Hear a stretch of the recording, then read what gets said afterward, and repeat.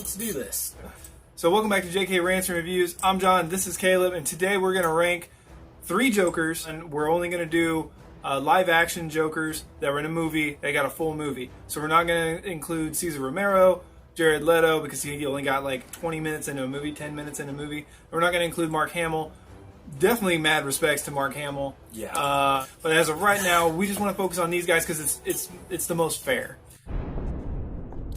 And here we go. Wait till they get a load of me.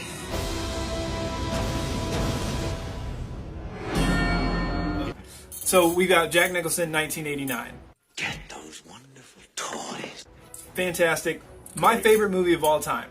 All time Really? ever. 1989 Batman is my favorite Really? movie of all time. That's a good choice. I Love would put it up there for me. Love it. I would. Gets better every time I watch it. And the I love music that is movie. fantastic. The ending is phenomenal. Yeah, Batman and Batman Returns are 2 films that I can watch at almost any point in the day or in my life. They're right at the top of my list of films I watch. Yeah, Batman Returns is actually the first movie I can remember seeing in theaters, 1992.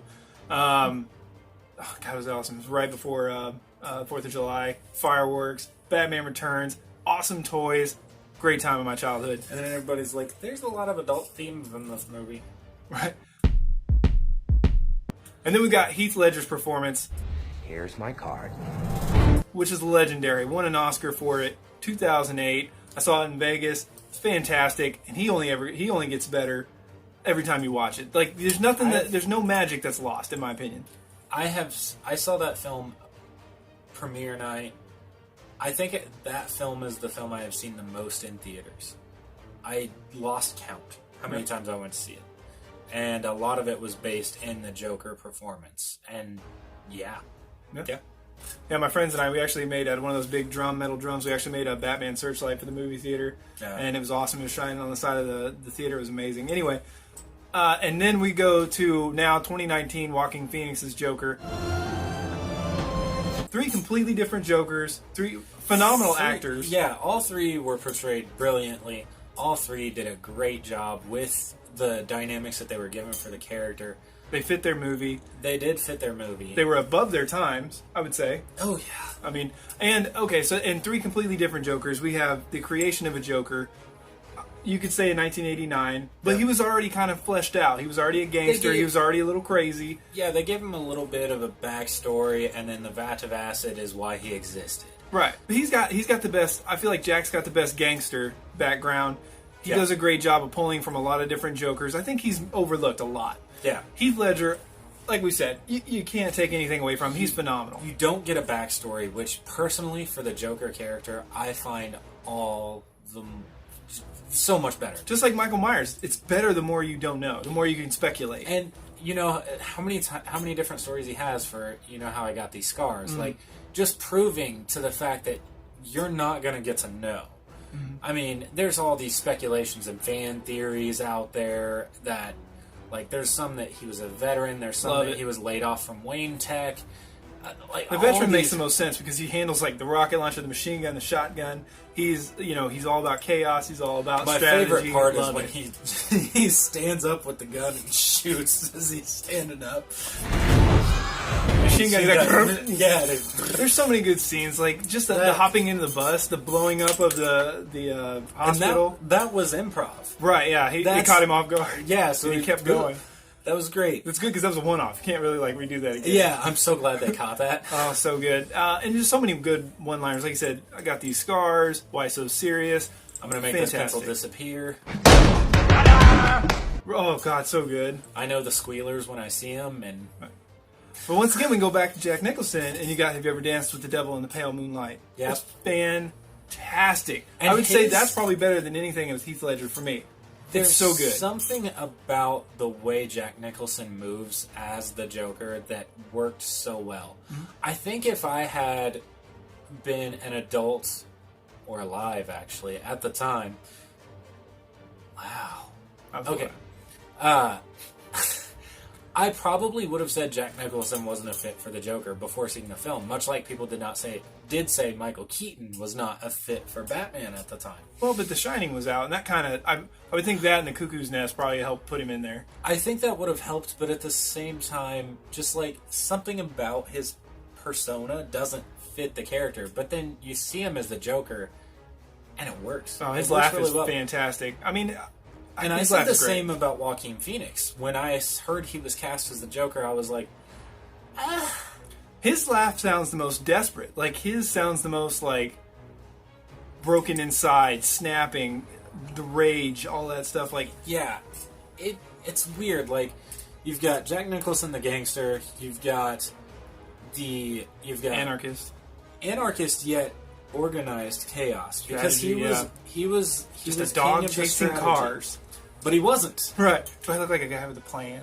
No, but you were. Right. And then you've got Joaquin Phoenix that was literally broken down so there was nothing left. More of the mental game. And this is what he's doing. And that's cool, because the mental aspect, I mean, like you're saying with Heath Ledger, with How I Got These Scars, that's a mental game too. Yeah. But this goes that next level. So I appreciate that they were trying to go for that, because that Yeah. was an element that was missing a lot, like Batman's detective skills. Even though they're used, it's missing a little bit. Yeah. I think that's what they were planning on doing in the future. Anyway.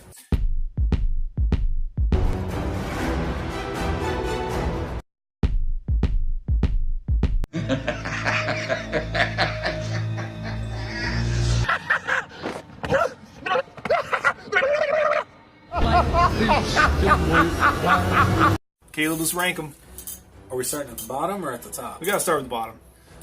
My number 3 pick is going to be Joaquin Phoenix. I really appreciate what you brought to the game. I think it was fantastic. And I was proven wrong. You were cast properly. I don't want to see a sequel. I'm sorry. I do want to see more of you as the Joker, but I don't want to see a sequel, and that outweighs it. So, I enjoy your performance. I will purchase the film. I will purchase the deluxe edition.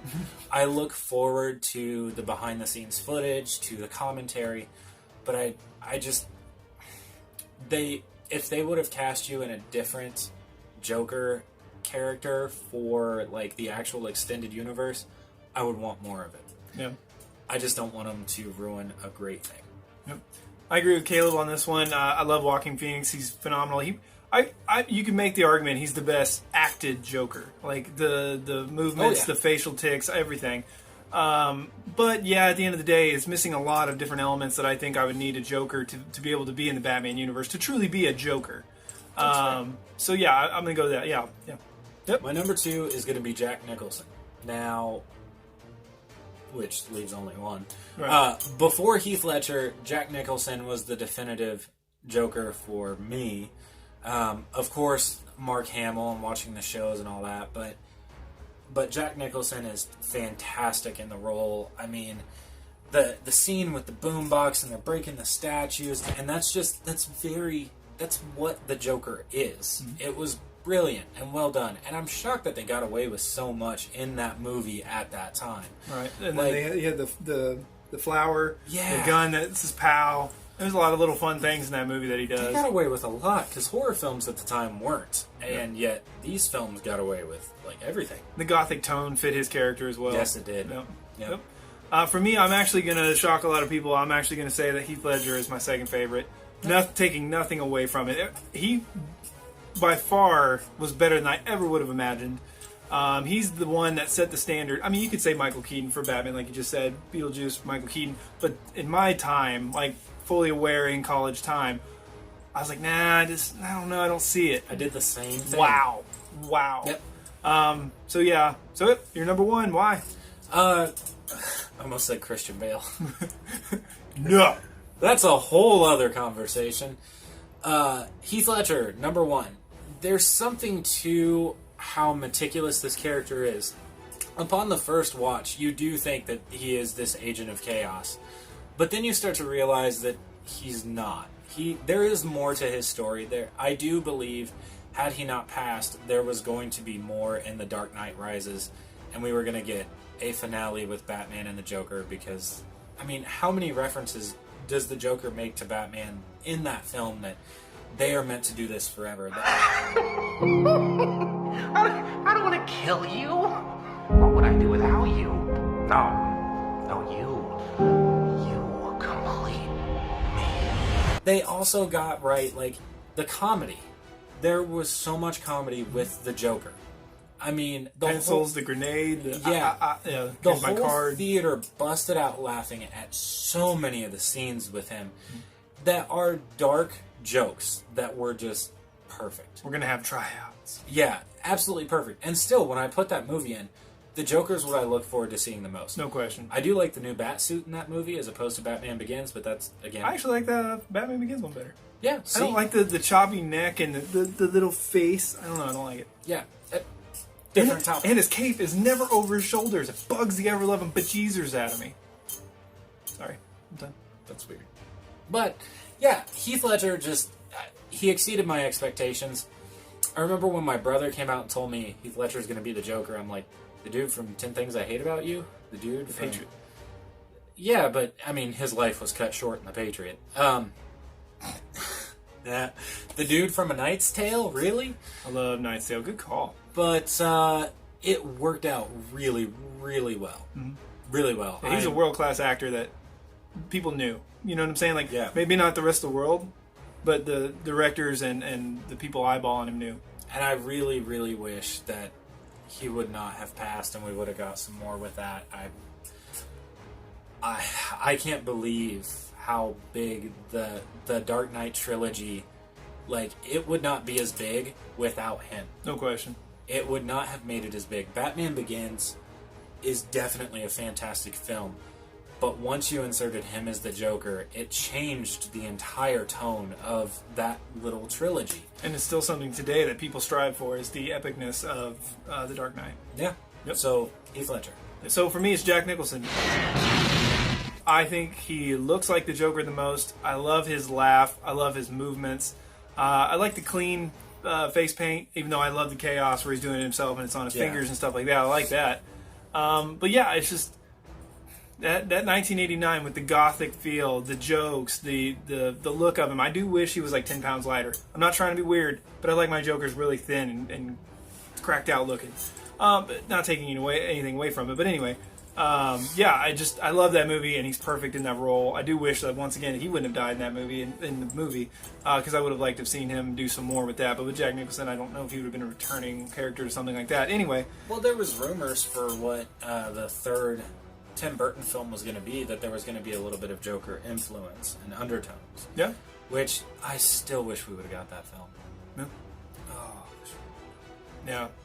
So, guys, what do you think? Do you agree with our list? Is yours flip-flopped or switched around? I mean, is Joaquin Phoenix now your favorite? Are you hoping for more from him to take over the other two?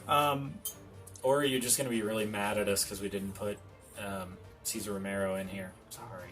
Yeah, I appreciate him, but it kind of irritates me when he shave the stash. Like, come on, man. Shave the stash. For me, the Adam West Batman film and what Adam West had was a very, very unique set. It was based too much in comedy for what we're looking at with these. Right. If anything, I would say the original, I believe it was Batman and Robin in the 40s or 50s, the black and white. Those are good.